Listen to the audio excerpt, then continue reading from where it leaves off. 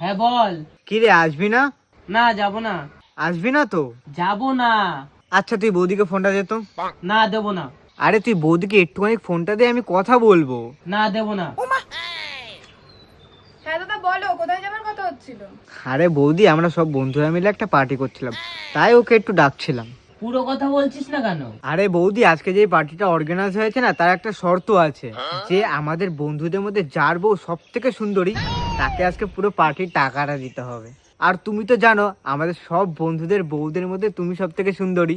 হ্যাঁ, এতে ভুল কি আছে? তাই ওকে আমি আসতে বলছি, আর ও তো আসছেই না খরচার ভয়তে। আচ্ছা দাদা, তুমি কোনো টেনশন করো না, আমি ওকে আধা ঘন্টার মধ্যে পাঠাচ্ছি। আচ্ছা ঠিক আছে, থ্যাংক ইউ বৌদি, অসংখ্য ধন্যবাদ। আচ্ছা তুমি পার্টিতে যাচ্ছ না কেন? দেখো, আমার পার্টি করতে একটুও ভালো লাগে না। সে ঠিক আছে, কিন্তু আজকে তোমাকে পার্টিতে যেতেই হবে। আরে তুমি তো জানো আমাদের বন্ধুদের বোর্ড থেকে সব থেকে সুন্দর তুমি, তাই আমি অত টাকা দিতে পারবো না, আমার কাছে অত টাকা নেই, আমি ওর জন্যই যাব না। কি বললি? আচ্ছা তুমি একটু দাঁড়াও, আমি আসছি। এ নাও টাকা।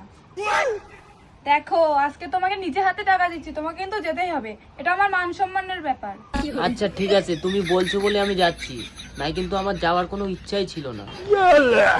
আরে বৌদি, তুমি তো জানো আমাদের বন্ধুদের বউদের মধ্যে সব থেকে সুন্দর তুমি, আরে তার জন্যই তো ও টাকা দেওয়ার ভয়তে ও আসছে না।